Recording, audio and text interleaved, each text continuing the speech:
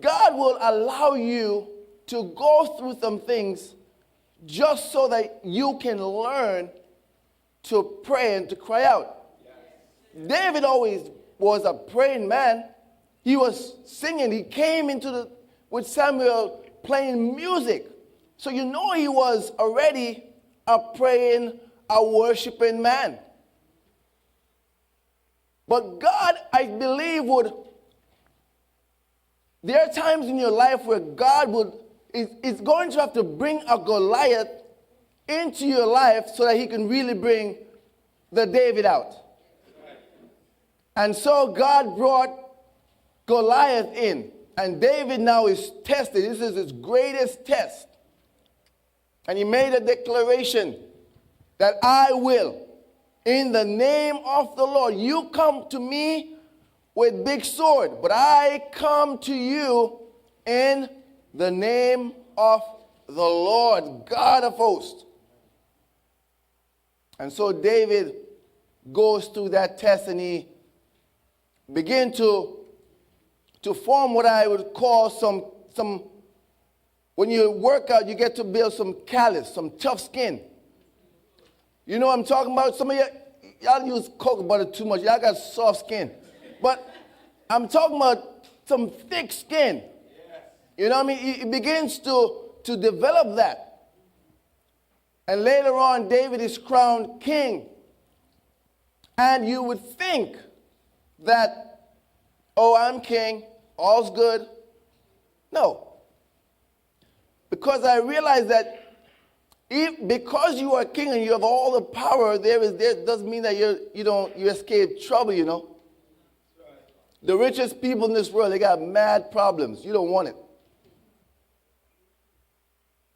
I am so serious. I work with some of the richest people in this Manhattan here.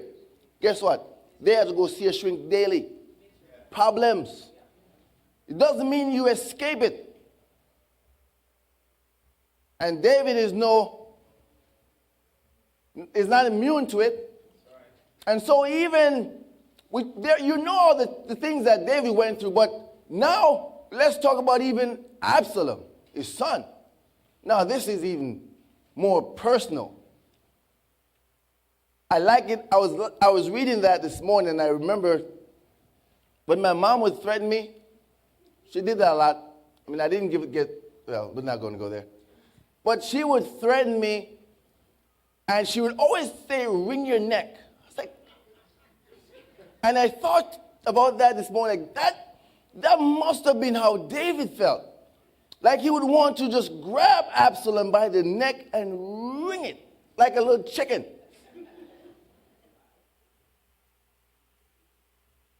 His own flesh and blood is trying to pull a coup on him.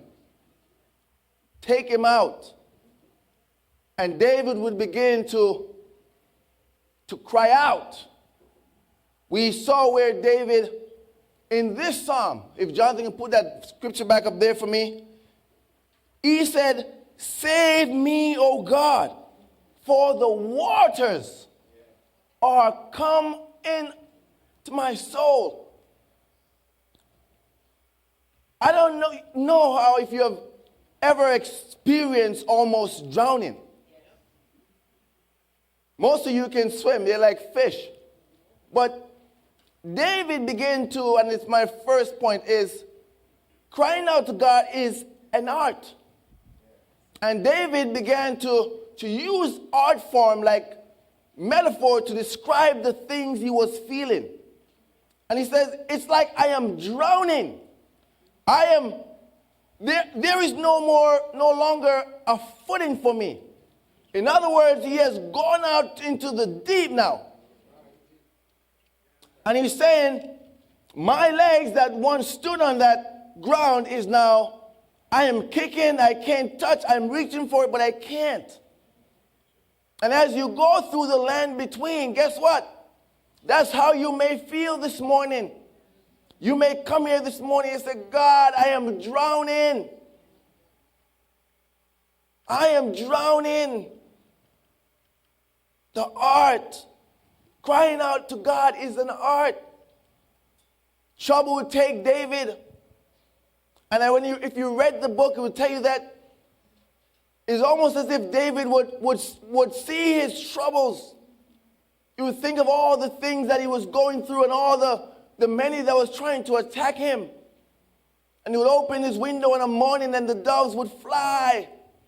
And he said, oh God, I wish I had wings like a dove so I could fly away. Maybe that's you this morning. God, I wish I could just fly away. Just get away and get some rest. You may be here this morning and your mind is running. As a matter of fact, the Bible, Jesus said, take no thought. And that's a big word. Take no thought.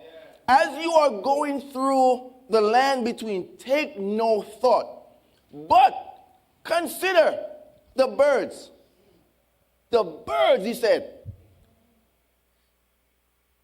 And we know what a thought is. In other words, you have a thought, don't stay there. A lot of us, we tend to stay in the thought, and we make it do this in our mind constantly. And we are like going in a circle with our thoughts. And God is saying, don't take that thought. But and if you realize where the birds of the air is, where are they? They're up. Stop doing this. Instead, look up. Look up. I will take care of you as you go through your land between. I will take care of you as you do that. And some of us go to sleep with it.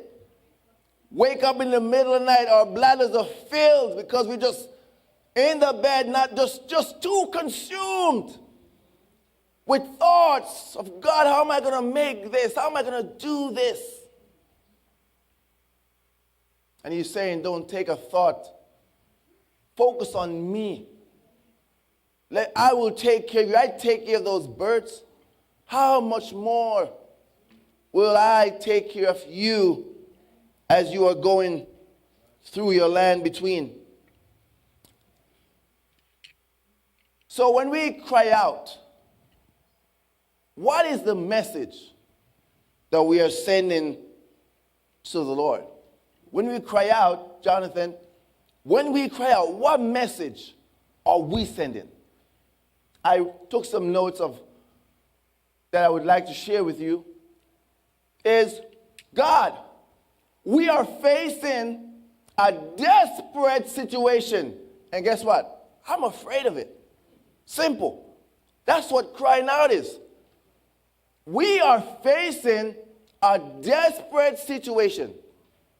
Are you not afraid sometimes of the things you're about to face? That's why we cry out. And here we go. We feel helpless before our circumstances. We don't know what to do. Am I alone?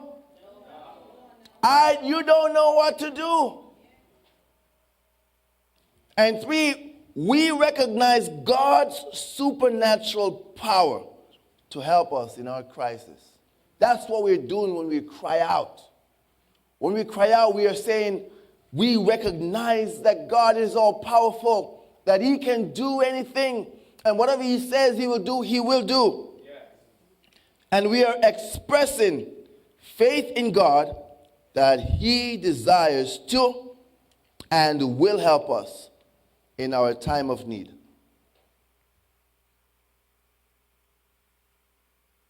Talk about that. We've got to get to that place where this becomes real for us. We're sending God a message. And listen, God knows all of it. And the question you may ask yourself is, well, if God knows all of these things, then why am I going through these things in the first place? Have you ever asked that question? If he knows, he controls time, all of it, why make me go through all this? to teach us faith, teach us that we can trust him, to teach us that it doesn't matter the situation, we can get through this. And with God's help, we will get through this. Yes. You are journeying this morning in your land between. You may have been that person that's crying out and you're not getting anywhere. You know what is amazing? Is that we go through these things and we try to do it by ourselves. How many of you really, come on, let's be honest. We talk to God about the thing after we tried everything. We go through, right? When all he's asking is for us to ask him. Ask and it will be given. Tell him about the things that upset you, the things that bothers you. He cares that way. And then we like to pray and God do this, God do this, but we never take the time to really invite him into our situations. God, you are invited in to take over. You're invited in to handle this for me. We do that. But look at David. His story would evolve as him. You know him as the king, the man after God's own heart. Right? That's how you know David. But David came through some stuff first. You may be going through some stuff. Maybe you have gone through some stuff. But you have still not learned how to cry out. Might I suggest this morning, in my third place, is that you are clearly not desperate enough.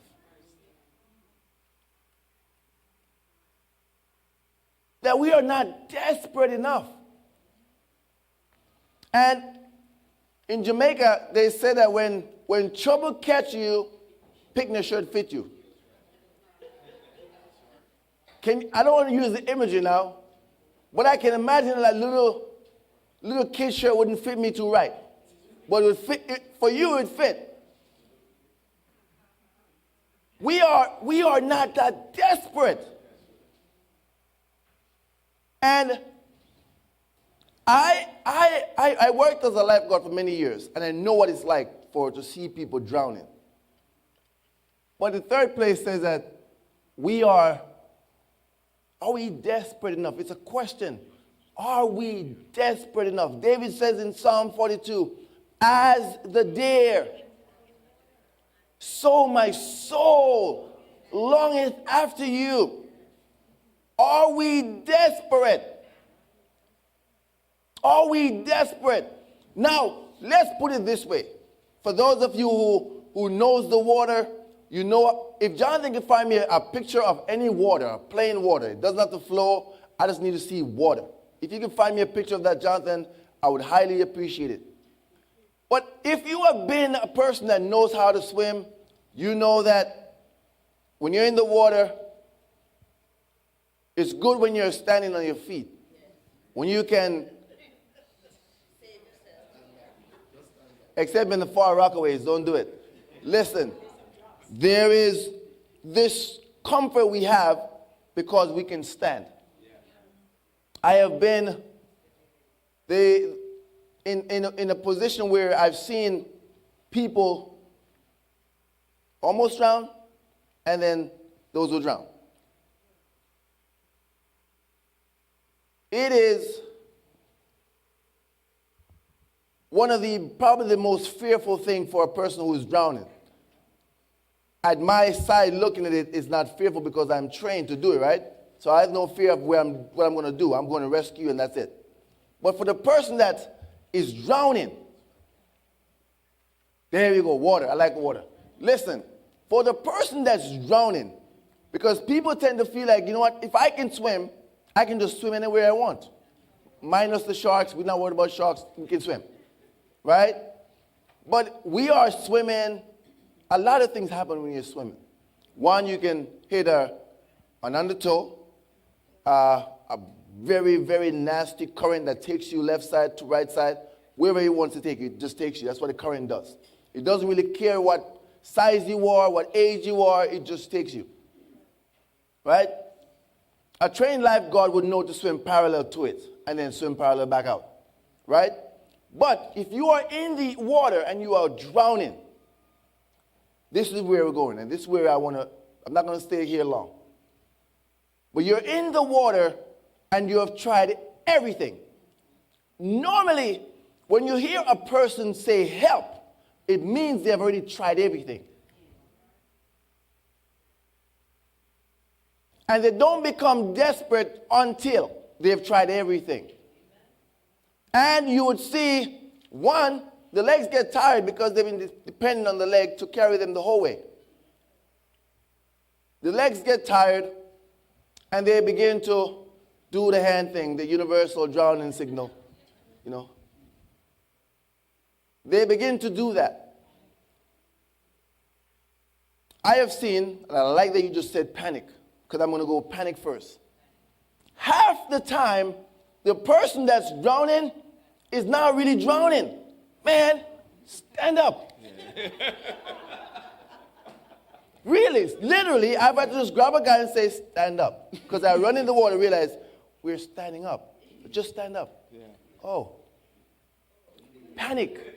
Half the time, God is trying to teach us a lesson, and instead of just trying to go with it, guess what? We go into panic mode. Yeah. And people drown in panic mode. Yeah.